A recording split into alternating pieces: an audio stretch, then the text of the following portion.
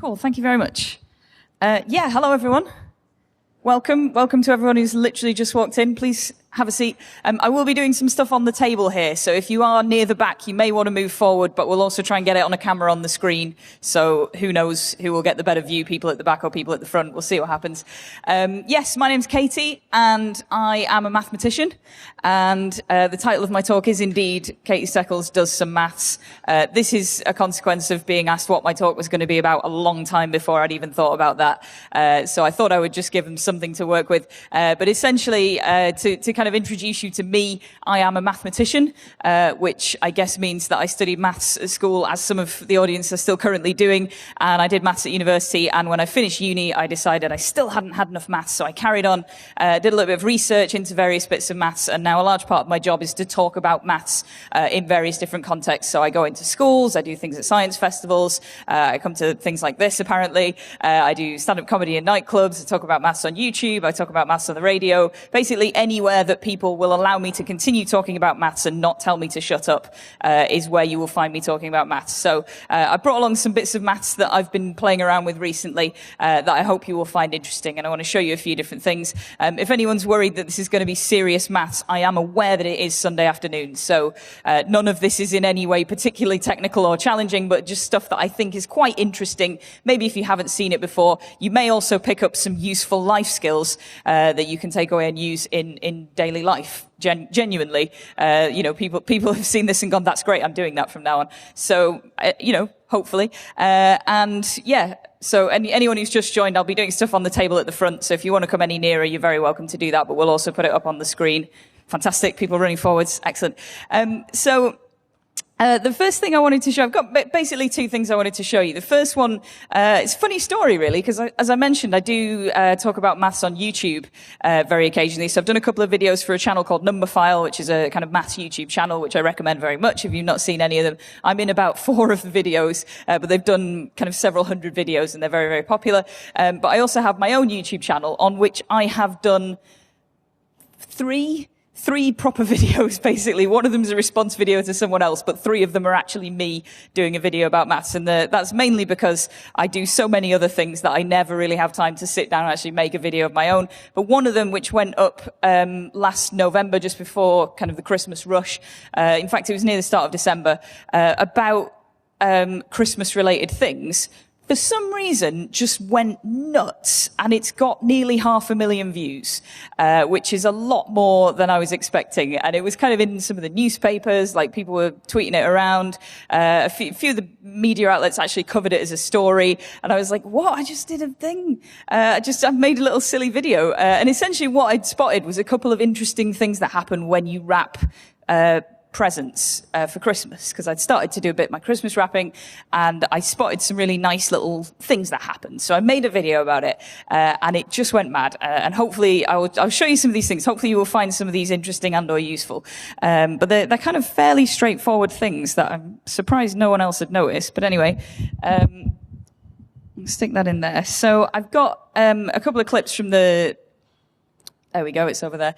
I've got a couple of clips from the video. So it was looking at kind of when you wrap a cuboid or any kind of regular shaped present, you will find the standard way of doing it, yes, that is my Christmas jumper, is to kind of wrap it round like that into a tube, and you put a bit of tape on that bit. And then you can do this thing where you fold the ends in. So you fold them down and you fold the sides and you bring that up, and you end up with that kind of wrapped parcel shape. And that's something that if you can master that, you can basically wrap any cuboid, which is fantastic. But I spotted a couple of things about this that you can actually do to make this kind of more satisfying, more mathematically nice. So if we can switch to the camera on the table. Is that going to work? Is it going to work?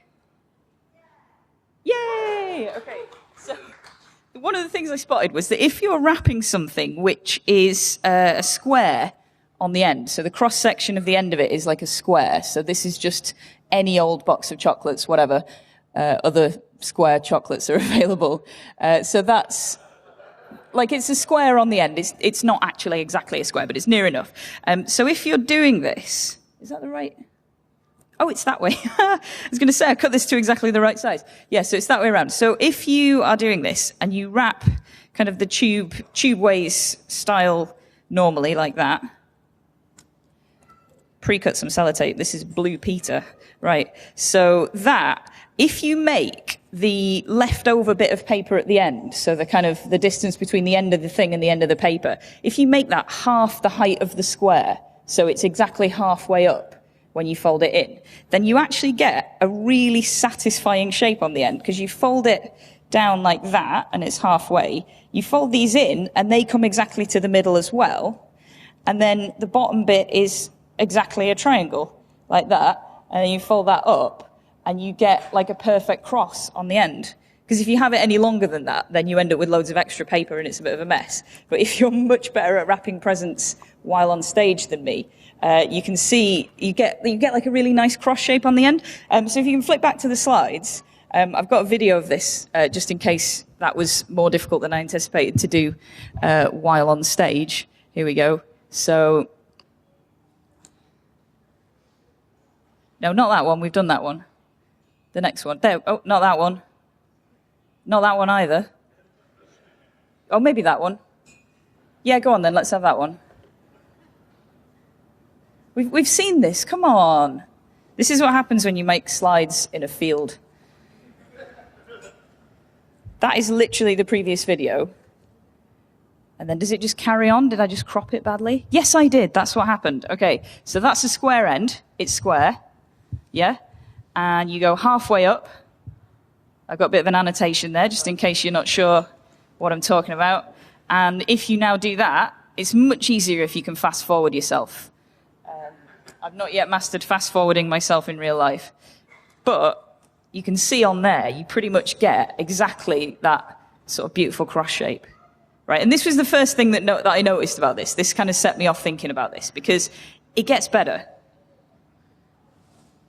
Can we switch back to the camera? So if you've got a different shape, so this is, I'm going to say this is one of the many triangular prism-shaped chocolate bars that are available on the market. So if that's there on the camera, brand name, anyway. So that is actually even nicer, because if you get your pre-cut exactly the right size bit of paper, this time, instead of being halfway up the side, if you cut this so that the amount of paper left at the end is the same as the height of the triangle, so the full height of that triangle there is the length of the paper that you've got. I mean, I couldn't believe how satisfying this was when I first did it. But you literally, and hopefully you can see this, if you fold that one in there, and then you fold that one in, you just get exactly the triangle. There's just the actual triangle is left at the end, and then you just fold that up, and it covers the whole end of the thing. Yeah. Yeah.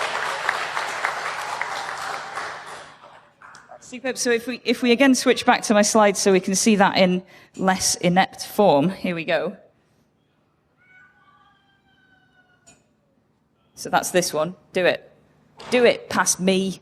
Okay, so that's the thing. And then if you fold the ends, then that is just the triangle, and it just covers it exactly. And it'll be amazing. Oh my God. Look at that. It's so good. It's even better than that. Oh my God. Look at that. It's good, isn't it? It's pretty good. And it's just a thing about triangles. You know, that's just how this method of wrapping works. But anyway, so these were sort of a few things that I put in my video. But the one thing that kind of really inspired the video, the kind of main exciting thing that I wanted to share with people, was a method that I found in a couple of other YouTube videos online, which I think some people have referred to as the Japanese wrapping method. But it's just a way of wrapping a present. Who knows who came up with it? But it's really useful if you're wrapping something that's quite square and quite flat. I'm sticking with the chocolate theme, so I've got some Cadbury's Milk Tray, which is quite square and quite flat. Also works with matchmakers, chess, anything that's square or rectangular and quite flat. And it's actually it's like it uses less paper or slightly less paper, and it's just immensely satisfying. So what you do is you take a square piece of paper, right, and you want the size of this square. You can calculate it from this box. So it's the length of the diagonal. That's a bit of a curveball for you if you weren't expecting that. The length of the diagonal of the box plus 1.5 times the height of the box, so the kind of the depth of the thickness of it. So 1.5 of that plus that diagonal there from corner to corner. And if you measure that, you get that bit there, and then a bit more for the height, and the 1.5 the height. You can then cut a square that size. You stick that in the middle, but at 45 degrees. Some of you might anticipate what's going to happen here. But you can literally... Oh, come on. There we go. You can literally fold up those. You can tuck those bits in to make that nice and neat. You can fold up that bit there. It's a lot easier if you've got more hands. That's all I'm saying. And then that bit folds in there. And if you've cut this to exactly the right size, which I think I haven't, but it's all good, that will exactly... Oh, come on. There we go. That will exactly cover the present. So if you're slightly more generous than I am with paper, you can now stick that down with one bit of tape. Correct. Or if you're feeling particularly jazzy, just a bow, just a sticky bow. Just use that to stick it down. No tape at all. So that in the middle there, and that is now wrapped. Come on. I'm on stage. Can't you see all the people? Right. That is, if you make sure those bits are tucked inside and not sticking out like that, that is now wrapped. Right? It uses one square bit of paper. I did actually measure the area of the bit of paper. It's not significantly less area-wise than you would use otherwise, but it's nice, right? This is much nicer. So assuming you do that right and it's not a bit wonky, Japanese wrapping method, apparently. So, yeah, it's pretty good, isn't it? Just out of interest, is it anyone's birthday today? Yes. That is an amazing coincidence. Do you know what the probability of that is? It's quite small. Anyway, come and see me afterwards. But we've got 3 wrap presents there. So that's one thing I wanted to show you. And I have another kind of thing. Oh, in fact, follow on from that story, because I say it was picked up by the media. I did this YouTube video and it just went mad. It was picked up by the media, and I got a call from the Discovery Channel Canada. Genuinely, they were like, yeah, we do a show called The Daily Planet. It's a bit like Tomorrow's World, but now. I was like, okay. And she's like, we just do like 2-minute bits about people around the world who are doing interesting things with science. Would you like to do a bit about your Christmas wrapping stuff? And I was like, yeah, you're in Canada though, right? And she was like, yeah, we'll send a guy around. And literally a guy just turned up. He was from Chadderton. He wasn't from Canada. But he lives locally and does like, it's a cameraman thing, but he did the filming. He literally just turned up to my house and filmed me wrapping Christmas presents for the Discovery Channel in Canada. And this was a little time-lapse video that he did, which was terrifying. And they literally just did it in my flat with like all my stuff in the background. You can see how many unfiled paperwork I've got there, and just all my random math stuff on the shelf. But he literally did a 2-minute bit about me, and I had to say, because it's like a TV thing in America, Canada, they were like, can you do like a little intro bit where you're like, yeah, and you've got loads of stuff in your arms and you say what you're going to do. And I had to say, with these tips, people will think you've paid for mall wrapping. And I was like, I don't know what that means. Like, what? I'll say it, but anyway, that's how my life is going. Anyway, so I've been on the Discovery Channel in Canada, but I'm not allowed to show you the actual clip. That was just a thing that he tweeted me because he was showing off his fancy time-lapse camera. But the actual clip went out in Canada. So anyway, this is another thing that I've recently been playing around with, and this is just one of my favorite pieces of maths. It's actually a piece of maths. It's been proved there's a paper about it.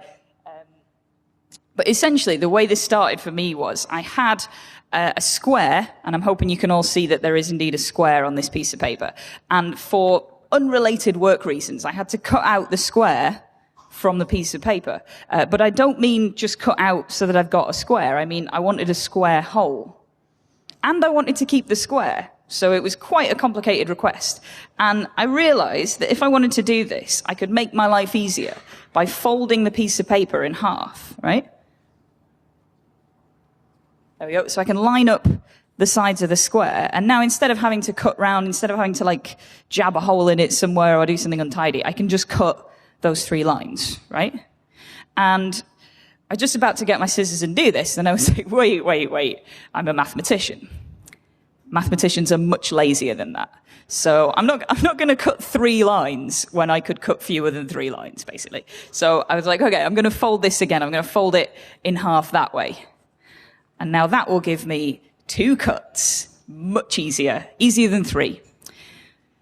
But no, I'm going to get this as efficient as possible. I'm going to get this down to 1 cut. And some of you might be ahead of me here, but there is another fold I can do which will make this into 1 cut. I really apologize to anyone who's behind that pillar. If you want to move, just move. There's plenty of space. There's loads of space over here. For some reason, everyone came in and went, pillar, me. Yeah, I'm going to sit behind that. Anyway, so this is now 2 cuts. I can make this better. I can do a diagonal fold. Right? So this diagonal fold, don't worry, it's not all this slow. I will pace it up a bit in a minute. That is now 1 cut will cut out the whole square. Right? So if I cut that there, unfold this drama, and I get a square. Yeah? And square hole. Yeah. So genuinely not the first time I've had a round of applause for a square on stage. In various different contexts, I quite often go, a square, and everyone starts applauding. It's my job. So that was the thing that happened to me, and I was like, this is great. Saved myself hours of cutting there just for this 1 square that I had to cut out. And I was talking to some friends about this down the pub, which is where the best maths happens. And someone who I was chatting to said, isn't there a theorem about this? Right? So a theorem in maths is kind of a fact that someone has proved that everyone can use, that is just out there for anyone to play with. And the theorem that they were talking about was a thing called the fold and cut theorem. Right? Because mathematicians name things like they are. They don't mess around. It's the fold and cut theorem.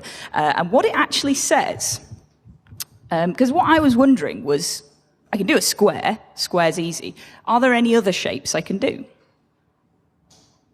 I'm actually just going to move all of this stuff over here, I don't need that. Okay. So I can do a square. Are there any other shapes I can do? And I started digging into it, looked up this theorem, and there's actually a nice little story associated with this. So back in the past, in 1777, I think, it's quite a nice, easy number to remember, they did a thing called America.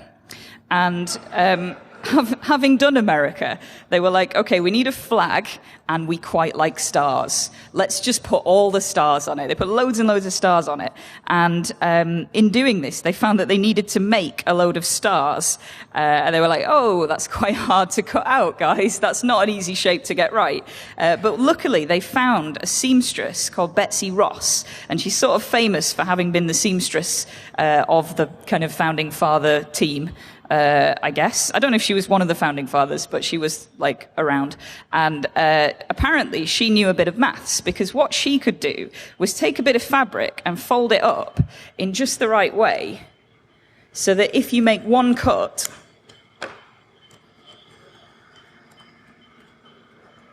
tension, come on, you get a perfect 5-pointed star, right? And star-shaped hole. But they were less excited about that. I'm excited about that. You literally just cut along the edges of the shape. It's just amazing. So that's a little trick that apparently she knew, and on the basis of that got the job of making all the flags for the whole of the USA forever, which was pretty lucrative, I guess. They kept adding more stars as well. They were like, oh, we've done another state. Can you make a new flag? Yes. Keep going, keep making the stars. So this was a thing. Apparently Harry Houdini used to do this in his magic show. It's a really nice thing. And it turns out the fold and cut theorem says that if you have any shape, this is more dramatic now, so I'm coming closer to the mic. If you have any shape whose edges are all straight lines, even if it's got more than 1 bit to it, even if it's got a hole in it, any shape at all, you can cut it out with 1 cut. 1 straight cut will cut out any shape as long as you fold the piece of paper up first. And this is amazing. And it's proved. There's a team of mathematicians who've proved this. They've got algorithms for generating folding patterns for different shapes. And they've done a paper. It's literally called Folding and Cutting Paper. The paper. It's It's superb. It's a great read. And they've got a little introduction at the start. Actually, sorry, could I get a volunteer? You don't need to get up or do anything, but could you put your hand up if you have 4 letters in your name? There's one right near the back. Could you shout your name for me? Adam. Good voice. I heard that. Adam. Adam. Yeah. Adam. Not Alan or anything that sounds like Adam that's also got 4 letters. Okay, so in the front of this paper, they've got this little section where they explain the sort of history of this problem, and they've got the little story about Betsy Ross and the star, and they mention that Harry Houdini did this. And one of the other things that they mention in this paper is that there was someone who could allegedly cut out any letter of the alphabet with one cut. And I read that, I thought, that's lovely. I'm going to do that.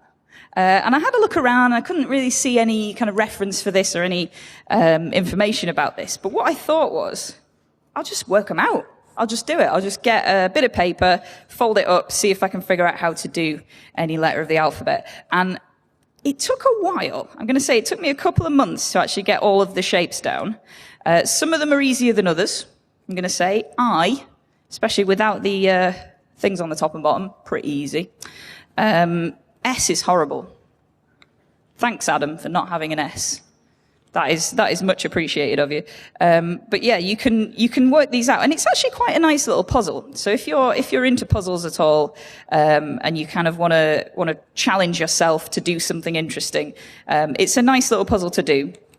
I'm just going to try and remember how I don't mess this one up. Wait. That. It's been a while since I've done this, so. Oh, go on then. That's not going to work, but never mind. So that one's there. You might have guessed what I'm doing here, actually, because I've learned how to do this on the stage and to a large extent while still talking. But it's quite fun to sort of try and work them out and start with simple shapes, start doing squares and triangles and things and build your way up. And eventually you can do them all. And you can, in theory, do any shape at all. So one time I actually did, on stage, a full life-size paper cutout of myself with one cut, which was amazing. I used a paper tablecloth, and I brought it on pre-folded because I'm not a masochist. But I kind of had this thing folded up, and I cut one massive straight cut across the thing, folded it up. It was just me. And it was the right size as well, because I literally lay down and drew around myself, just for work. So that was great. And I've now folded 4 bits of paper. That isn't going to work, but it's okay. So I'm going to cut these with one cut. So that one there has one straight cut like that. That one, oh God, that probably might work. We'll see. There should be, yeah, there are 2 bits. That's the middle. That's the outside. So that's more hopeful. That one there. Yeah. And that one. And I'm now going to unfold these one at a time. And if I have correctly made the letters of the word Adam, then you may, if you wish, go completely wild with applause, and I will say thank you very much and go, if that's all right with you guys. Should we do this? Are we up for this? It's much warmer out there, so you're better off in here, but I'm afraid I've run out of things to talk about, so I'm going to finish by unfolding an A. Yeah. Wait. It's going to get, like, you've got to ramp it up, so don't start too... Right, not confident about this at all, but oh, it's okay! Oh my God! Yeah. See? You can come and grab this after as well, Adam. It's great. It's like a little present. Also, if it is your birthday, genuinely, these have completely melted, so feel free to take. I have no use for them. If you've got a straw with you, these are all still up for grabs. That's less impressive because you know I can already do that, but I appreciate the applause anyway. And to finish, here we go. Thank you very much. I'm Katie Steckles.